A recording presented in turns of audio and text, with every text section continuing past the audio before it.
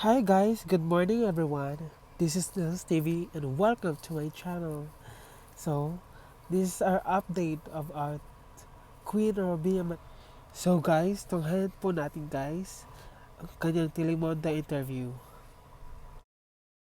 The national pastime. That's But in true. the Philippines, some might say that pageantry is the pastime. That's true. You know what? In the Philippines, we have pageants all over the places. Yes, we have pageants in the barangay, in school, national, local. That's why we really love Miss Universe. It's like it's giving pride and putting the Philippines back on the pedestal. That's why there's an added pressure as a candidate coming from a pageant-loving country. But it's a good pressure. I always look up to our former Miss Universe Philippines. They really did well in the competition. And now this is my time to show who I am, to offer what Rabiya can show to the rest of the universe. So I'm very happy, and at the same time, I'm excited to make all my kababayans proud, and hopefully I do. Why do you think it is that the Philippines love pageants? They have appreciation for beauty. We do love pageant because we used to think that we wanted to be included in the world.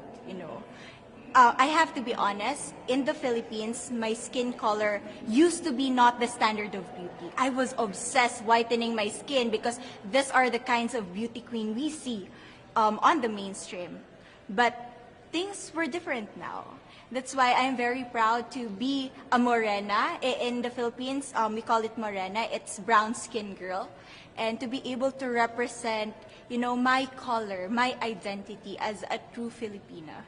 Tell me about your journey to being crowned Miss Philippines. In a world that, in a country, I should say, that loves pageants. That must have been a very intense process. Tell me about, your journey to being Miss Philippines.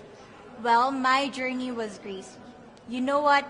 I started to be a dark horse. Nobody noticed me. Nobody knows I was in the competition up until the preliminary and the coronation night. And when I won, I received different comments. Of course, there were people who didn't expect me to do well, who think that I cheated. That's why I need to redeem myself in Miss Universe. I really need to do well in this competition. And the thing is, I love pressure. I love criticism. I get better every day with that. You tell me I cannot do that, I turn to you and I'm going to say that, no, I can do it for myself. Good for you. So how does it feel then to be on the global stage? How do you feel to be here in this moment, right now? It's crazy, but I'm overwhelmed with the support, not just from the Filipino community, but also from Thailand, Latin countries who do appreciate me as a candidate, as a person. It motivates me that I am beautiful. I can offer so much in this world, and when somebody believes in you, it gives you that extra energy to really do well and perform well. Do you have a sense with the girls, all of the girls competing, you're competing, but is there a sense of camaraderie with all of the girls? Is there like a real spirit to, sort of motivate each other to do better? You know what? I have a different idea about Miss Universe. I thought it's going to be very competitive in a healthy way. Well, of course. But now I can see every girl helping each other. From fixing those hairs, from trying to zip up those outfits. It speaks of the closeness and the kind of camaraderie that we want to have. The goal of Miss Universe is not just to crown one girl, but also to build a genuine and long-lasting friendships among us. Would you say within the Miss Universe world, the contestants, is there a sisterhood? Are you sisters?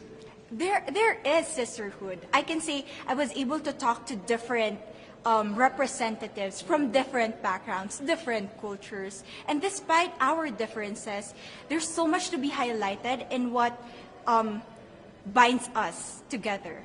And that is because we want to empower women. We want to have our advocacies. We want to speak for the things that we love. And that's a celebration of women and the beauty that we have.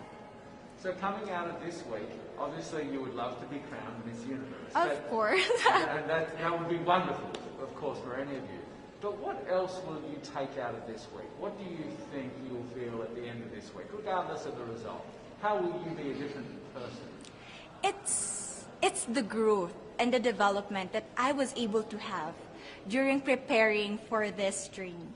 I will be honest, there was a moment that I lost my identity because I was put under pressure. I was in that position in which I feel like I'm not good enough. I'm not a good representative of my country, but I was able to bounce back stronger. And if I was able to do that for Miss Universe, I will be able to do that in life. That is my greatest takeaway from Miss Universe. Okay, so the Philippines have a huge amount of fans. Yes. I want you to give us a little bit of a message to the fans here and at home. But send a message. What would you say to all the fans in the Philippines? To all my fans from the Philippines and from all over the world, maraming salamat po. Thank you so much for loving me and for believing in me. It means a lot to somebody who is so naive in this industry, who has no idea how to become a beauty queen on the first day of my journey. But because of your love and support, I was able to be the woman that I am today. And regardless of the result, I may or I may not win the crown, but one thing is for sure, I'm gonna make you all proud.